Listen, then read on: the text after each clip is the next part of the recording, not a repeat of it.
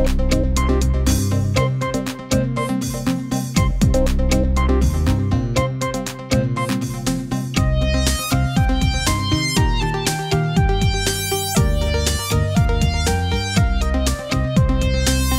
দর্শক সবাইকে স্বাগত জানাচ্ছি এনটিভি নিয়মিত স্বাস্থ্য বিষয়ক আয়োজন স্বাস্থ্য প্রতিদিন অনুষ্ঠানে। আপনাদের সাথে আছি আমি ডাক্তার সামিউল আওয়াল স্বাক্ষর। প্রতিদিনের মতো আজও আমরা একটি গুরুত্বপূর্ণ বিষয় নিয়ে কথা বলবো। আজ আমাদের আলোচনার বিষয় লিভার সিরোসিস। এই গুরুত্বপূর্ণ বিষয়টি নিয়ে আলোচনা করবার জন্য আজ আমাদের সাথে স্টুডিওতে উপস্থিত রয়েছেন একজন বিশেষজ্ঞ চিকিৎসক। চলুন দর্শক, অনুষ্ঠানের শুরুতেই পরিচিত হয়ে আসি আমাদের আজকের অতিথির সাথে। ডাক্তার মোহাম্মদ ফখরুল ইসলাম চৌধুরী 1990 সালের সেপ্টেম্বর মাসে শরীয়তপুর জেলায় জন্মগ্রহণ করেন। তিনি 2013 সালে শহীদ সোহরাওয়ার্দী মেডিকেল কলেজ থেকে MBBS ডিগ্রি অর্জন করেন। এরপর তিনি চিকিৎসা বিজ্ঞানে উচ্চতর MD হেপাটোলজি ডিগ্রি লাভ করেন। বর্তমানে তিনি DG হেলথে কনসালটেন্ট হিসেবে কর্মরত। আপনাকে স্বাগত জানাচ্ছি আমাদের আজকের এই আয়োজনে।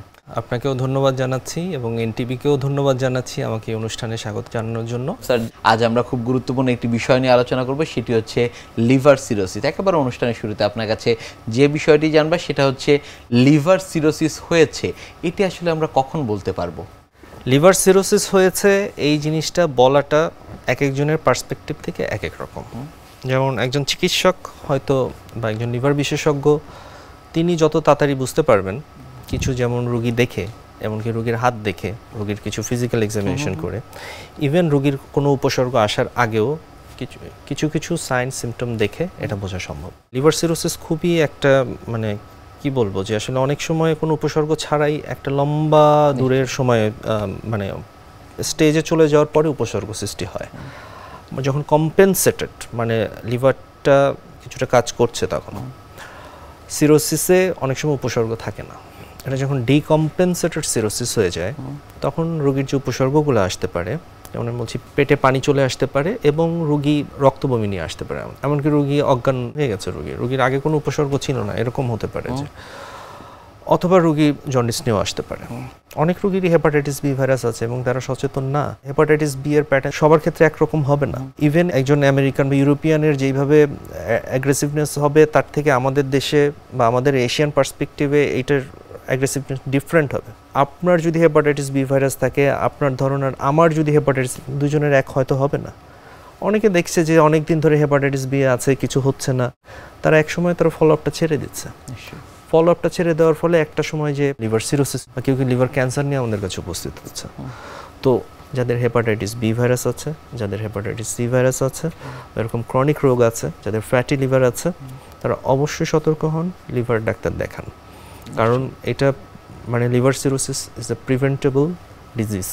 আপনি এটা প্রিভেন্ট করতে পারবেন, কিন্তু একবার লিভার সিরোসিস হয়ে গেলে সেই লিভার সিরোসিসটা লিভার ট্রান্সপ্লান্টেশন ছাড়া কিন্তু পূর্ণাঙ্গ মুক্তি পাওয়া বলতে গেলে অসম্ভব। লিভার সিরোসিস কোনো কোনো ক্ষেত্রে একেবারে কোনো লক্ষণ উপসর্গ থাকছে না, কিন্তু প্রাথমিক পর্যায়ে কি কি লক্ষণ উপসর্গ থাকে? যেমন হেপাটাইটিস বি ভাইরাস হয়তো অনেক আগে শরীরে ঢুকেছিল, বিশেষ করে যাদের জন্মকালীন সময় থেকে অনেকের হেপাটাইটিস বি ভাইরাস থাকে, মায়ের পেটে থাকা অবস্থায় তারা ইনফেক্টেড হতে পারে।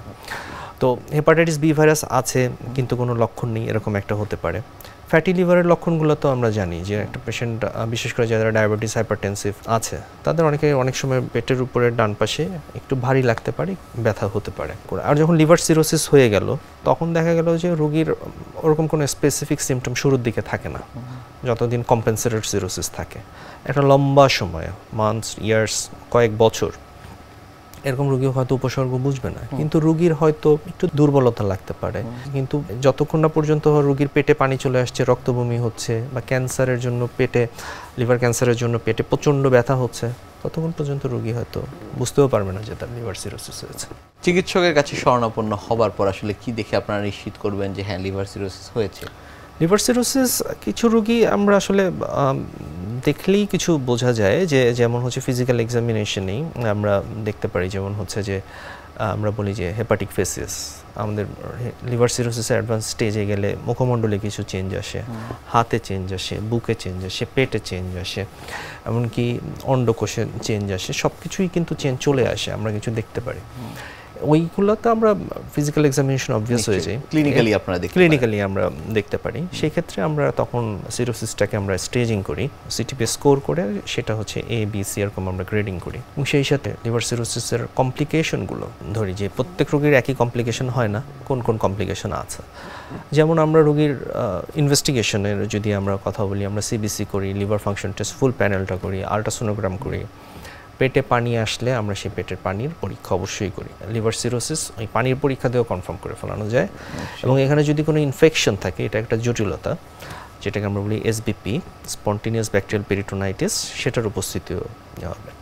এবং আমরা সিরোসিস কনফার্ম হলে আমরা অবশ্যই রোগীর একটা এন্ডোস্কোপি করি। এন্ডোস্কোপি করি কি জন্য?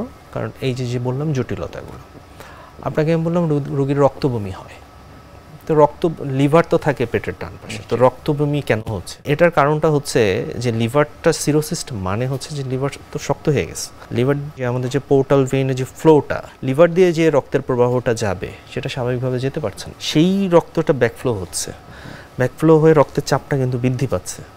তো আমার হচ্ছে যে তখন যে সিস্টেমিক সার্কুলেশনের সাথে যে কানেকশন এবং যে আমার যে ভেরিস ডেভেলপ করছে, মানে আমার রক্তের চাপের কারণে কিছু কিছু ভেইন এরকম মোটা হয়ে যাচ্ছে।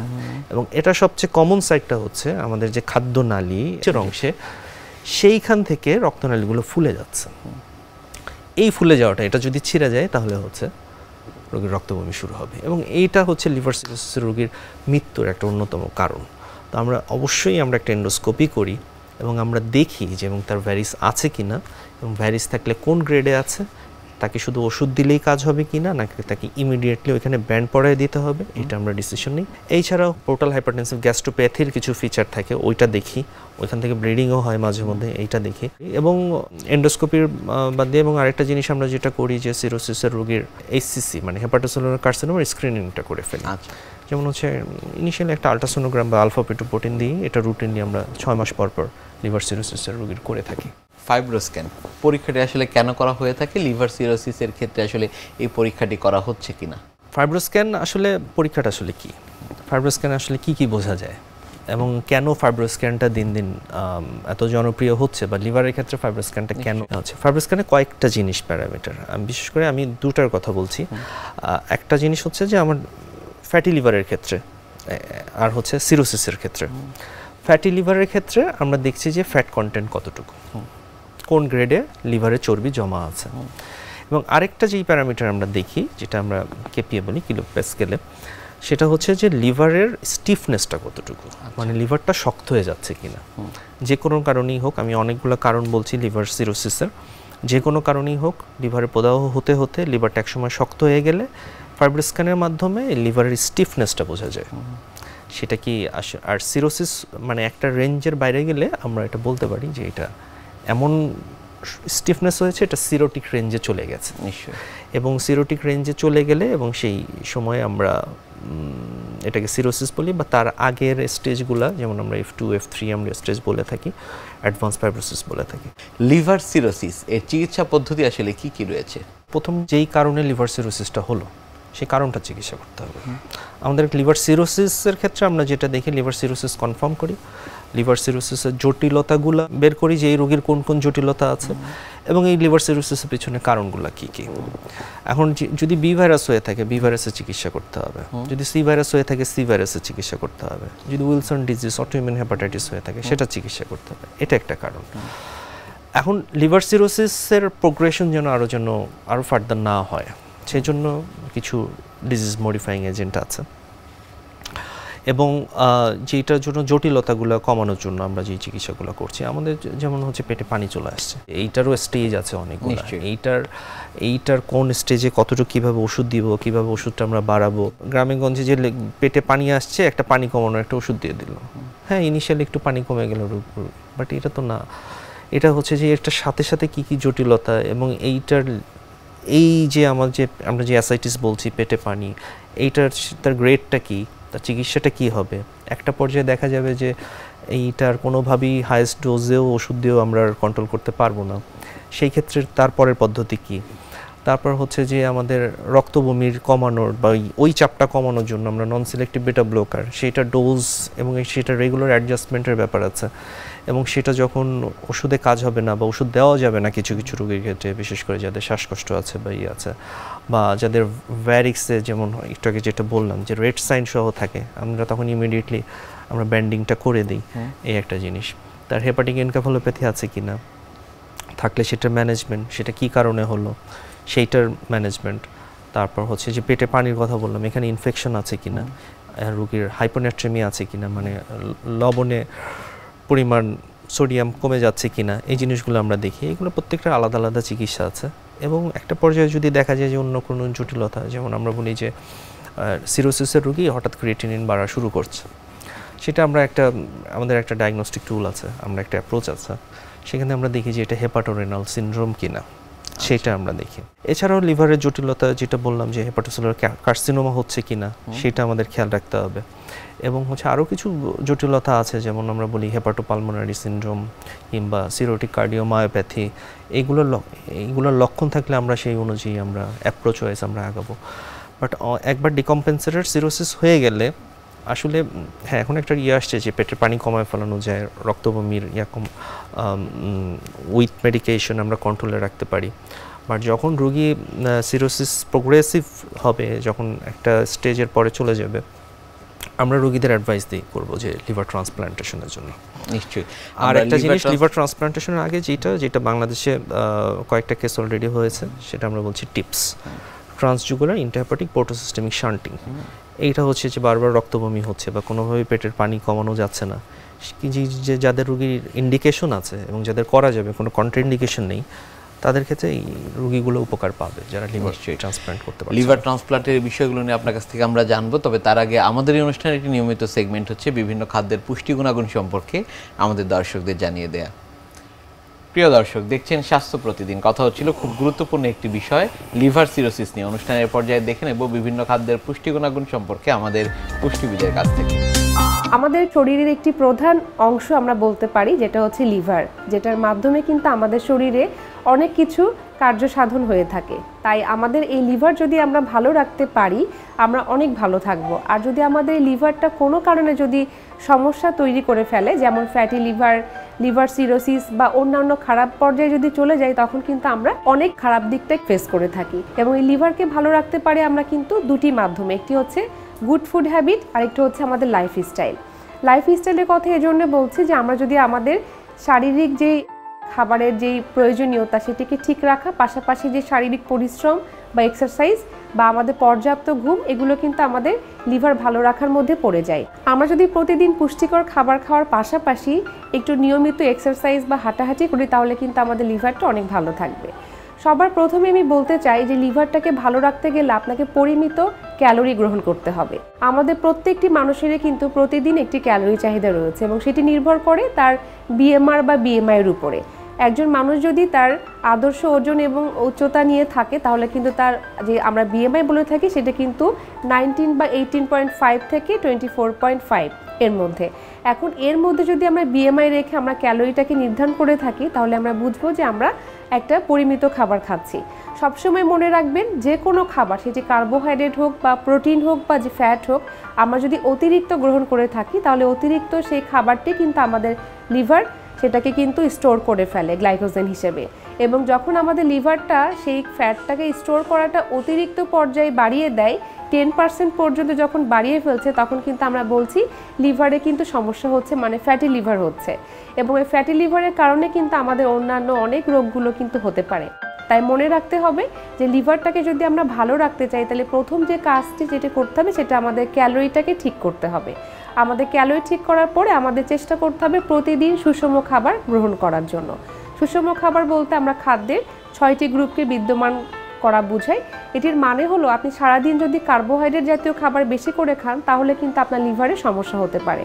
তাই লিভারকে ভালো রাখতে গেলে কার্বোহাইড্রেট খাবার খাওয়ার পাশাপাশি প্রোটিনযুক্ত খাবার বা আমিষযুক্ত খাবারকেও আপনার পরিমিত পরিমাণে রাখতে হবে। একজন মানুষের যদি ওজন 60 কেজি হয়, তাহলে তার পার কেজিতে আমরা পার গ্রাম প্রোটিন আমরা ইনশিওর করতে বলি, এবং কার্বোহাইড্রেটটাও কিন্তু 40 থেকে 60% গ্রহণ করতে হবে। লিভার ভালো রাখতে গেলে এই যে অনুপাতগুলো অবশ্যই আপনাকে ঠিক রাখতে হবে। অনুপাত যদি আমরা ঠিক রাখতে পারি তাহলে আমাদের লিভারের যে স্টোরের যে ব্যাপারটা, গ্লাইকোজেন হিসেবে যে ফ্যাটটা স্টোর হচ্ছে সেটাও কিন্তু সুন্দর অনুপাতে আমাদের ব্যবহার হবে, বা সেটা কিন্তু নির্দিষ্টভাবে মেনটেন হবে। সেই লিভারকে ভালো রাখার জন্য বিশেষ কিছু পুষ্টিকর খাবার রয়েছে যেগুলো আমরা প্রতিদিন খাদ্য তালিকায় রাখলে আমাদের লিভারটাকে আমরা অনেক ভালো রাখতে পারবো। তার মধ্যে প্রতিদিন আমাদের গাঢ় সবুজ শাকসবজিটাকে 2 কাপ করে রাখতে হবে, প্রতিদিন 2টি করে ফল খেতে হবে।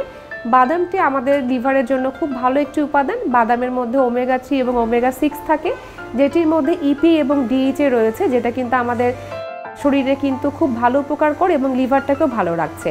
শুধুমাত্র বাদাম না, বাদাম ছাড়াও কিন্তু আমাদের অলিভ অয়েল বা সামুদ্রিক মাছ খেয়ে থাকি, সেখান থেকেও কিন্তু আমরা এই ওমেগা 3টা পেয়ে থাকতে পারি।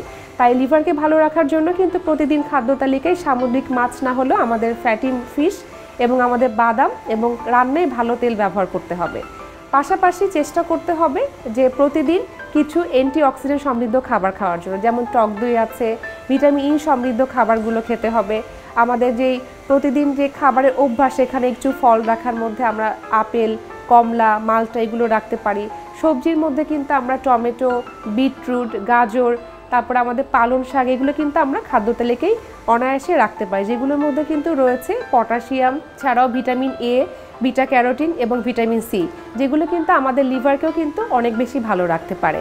তাই চেষ্টা করুন প্রতিদিন সুষম খাবার খাওয়ার জন্য, পরিমিত ক্যালোরি গ্রহণ করা এবং পুষ্টিকর খাবার খাওয়া, তাহলে কিন্তু আমাদের লিভারকে আমরা ভালো রাখতে পারবো।